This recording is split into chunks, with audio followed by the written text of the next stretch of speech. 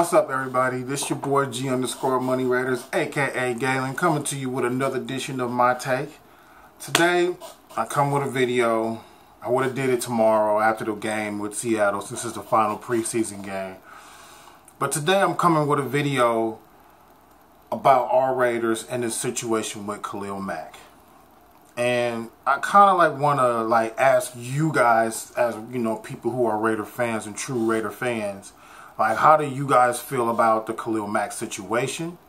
How do you guys feel about all of the rumors, the trade talks, and everything else? So today's video is more about my take on the whole Khalil Mack situation. And then, I want to hear from you guys and what you guys think, as being Raider fans, like I said, and I want your take, so leave your comments down below. And, here's my take on the whole situation of it. Now, you know how I am. I'm straight to the point. No BS. No spin. No nothing. So it's funny how I see all the, the reports on Twitter, reports on my Bleacher Reports, reports on, other websites about how, the Raiders are seeking the #1 picks, for Khalil Mack and everything. So my whole point on it to it is that, with this Khalil Mack situation, I look at it like this. We are in a new football era. And in this new football era that we are in, the situation is like this. Offense is what puts butts in the seats of the NFL. And the NFL likes butts in the seats because fact that that's how they get their money. So it is more important to the NFL to have more offense than it is on defense. I want y'all to take a stop and a moment to think about what it took Von Miller to get his money when Denver finally paid him.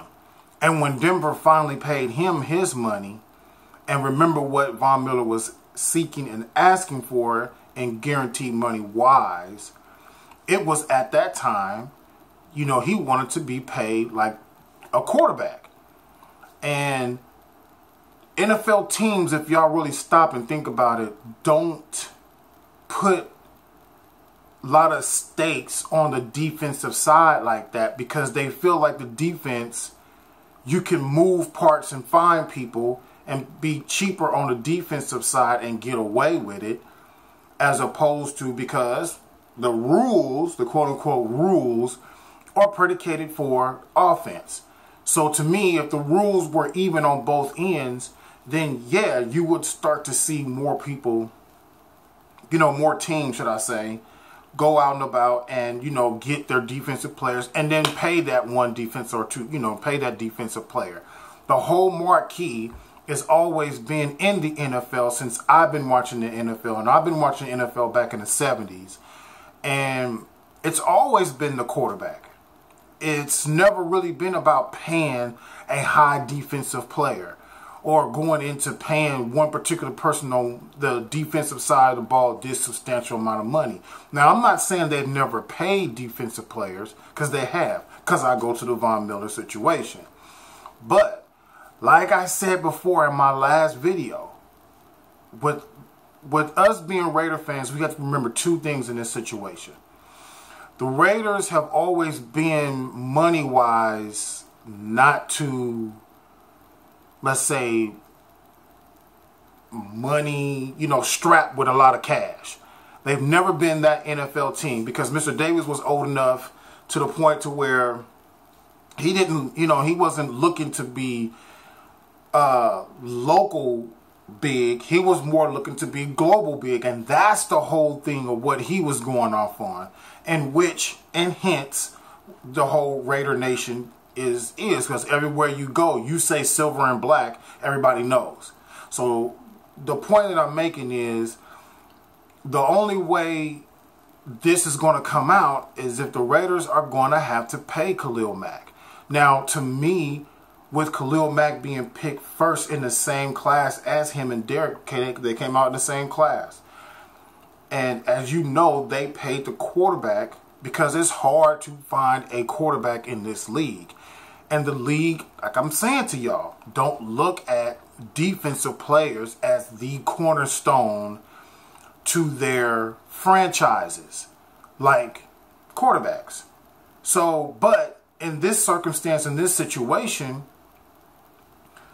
if I recall, I think I remember reading a report where John Gruden had said that the Raiders were, you know, when they got Mack, it wasn't like the defense was doing all that great with Mack, or the Raiders were doing all that great with Mack. And I can look at that and say, yeah, you're right, but the Raiders weren't doing right with Carr either. Because when Carr first started, they were the best team ever. But when Carr came in the second year, I think it was his second year when he came in, second or third, correct me if I'm wrong, he then turned around and got better that 1 year before breaking his leg. And then he comes back the next year and then it's regress. So there are people who saying back and forth about the, you know, Carr's regression. But when the one point that I really want to make and put emphasis on in this matter is John Gruden, when he did win his Super Bowl with the Tampa Bay Buccaneers against us, the Raider fans, the Raider Nation, they won that game on defense.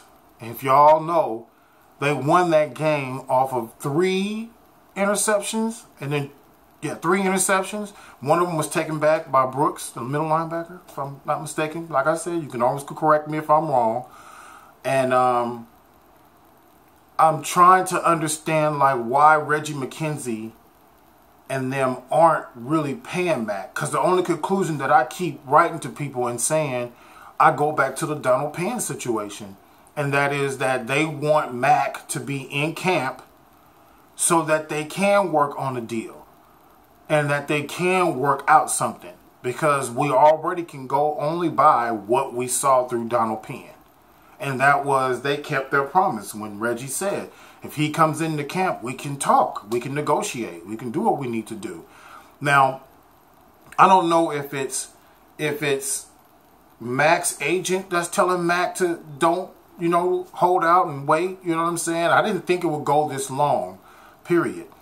But for my take in this situation, the NFL, like I'm saying, has put more emphasis on offense than they do on defense. And hence the reason why I feel like the Aaron Donald situation, like in Los Angeles, is going the way it's going. I mean, it's funny to me how Aaron Donald is the defensive player of the year who isn't signed yet, but the news story and the more story that's out there is how Khalil Mack is not being signed. But Aaron Donald is the reigning defensive player of the year. And to me, I'm not really seeing it. Maybe because I'm a Raider fan and I just see more news feed on the Raiders and I don't really see it on the Rams. Hence, that can be that. But I still, even when you look at the news total and it's, you know, and it's, if you look at the news and its total on the NFL, I still don't see the Aaron Donald talk. I still don't see them talking about Aaron Donald besides, oh, the Rams may be close to signing Donald and getting close to Donald being signed or whatever, but I still don't hear the way the Khalil Mack situation is about trades and everything, because I just feel like this is all, and this is my opinion, this is all PR for the Raiders.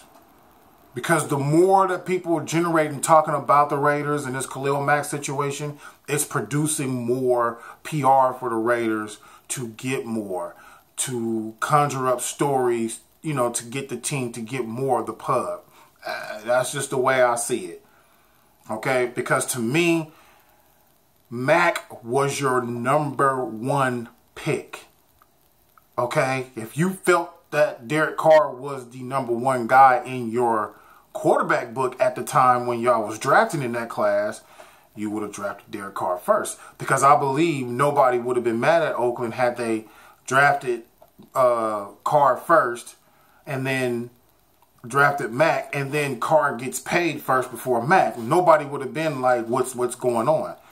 Okay, so to all these people out there who are, you're probably going to be mad at me right now for saying this, but for all those people out there who say trade Mack, trade Mack, trade Mack, like, why? What's the purpose?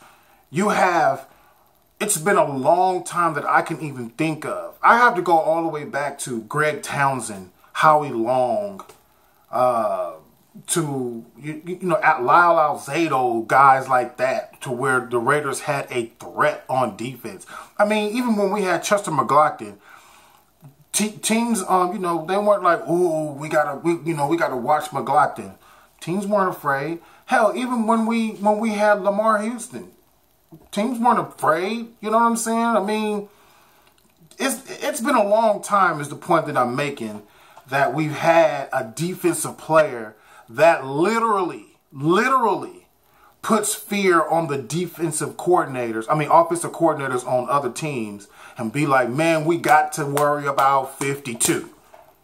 You get what I'm saying? We got to worry about 52. They don't say 51. They're not saying about the new 99. They're not talking about 78. They're not talking about 90. No, they're not talking about 97. No, they're not talking about those guys. And if we all know who those numbers that I'm bringing up, they're not talking about Bruce Irving. They're not talking about Arden Key. They're not talking about Jelly Ellis. They're not talking about Hester. They're not talking about, was Mario? They ain't talking about them. They don't care about them. All they care about is 52. Motherfucking 52 Khalil Mack. That's who they are afraid of. That's who they garner their protections around. They don't care about nobody else. And that's no slight or slight towards those other guys. It's just the point that I'm making with you guys is, you're saying trade, but come on. We haven't had a threat on defense like this, like I said, in a long time. A long time. So I'm just one of those fans, like I said in my last video. I'm a huge Khalil Mack fan. And I get this business of the NFL. I've watched the NFL change over the years from the 70s to here in this new 2018 version. And I'm looking at it like this. We either go pay him or he's not going to be in, you know what I'm saying, until later on during the season. So I'm just keeping my fingers crossed that I hope that we sign him. Now, my thing is, I'm banking on that once the cuts happen and they start cutting guys, then that's where they're going to start getting some of that money on certain people to be able to have a little bit more money to be able to sign Mack. Because it's not like they can't sign Mack. Because I seen an article and read an article that was showing, I think it was Pro Football Talk, if I'm not mistaken. I'm still a little mad at them too. But we're talking about how because Aaron Rodgers just got paid, how they can pay Khalil Mack. Because according to that article, Derek Carr is only going to get paid so much of that $25 million. He's not getting paid $25 million. Again, not, you know, this season, yes. But next season, no. It's not $25 million. He's getting paid on his contract toward the back end of his contract. And the reason he's getting paid on the back end of his contract is because he wanted to make sure that Khalil got signed. He wanted to make sure the Raiders had money to sign Khalil and Amari because he felt like they were the big three, like the way Dallas had with Aikman, Irving, and Smith. And although they were all on offense, but that's the core guys right there. Quarterback Carr, D lineman Mack, receiver Cooper. So I'm just coming to make this video to get your take. That was my take on the whole situation. I do hope everybody understands my look on it and how the way that I feel about it. And I'll be coming back with you on, you know, tomorrow's game and giving you my take on the final preseason game. And then we're going to go from there doing videos all the time. So I want to thank you guys for always coming in and chiming in and commenting on my videos. Yes, I'm coming back with the videos. I'm coming to give you my honest opinion about everything, good, bad, and indifferent. Remember that. That's me. That's how I'm going to always give it to you. Like and subscribe on this video. You know that. Share it. That's how I like it. You know I'm trying to get to 500 subscribers. That's my key point right there, because I want to be able to push my my opinion to the people and then get your opinion back to where we can have a conversation about everything. All right, so this your boy, G_Money Raiders, a.k.a. Galen, coming to you with my take. Want y'all to have a great day. Peace out.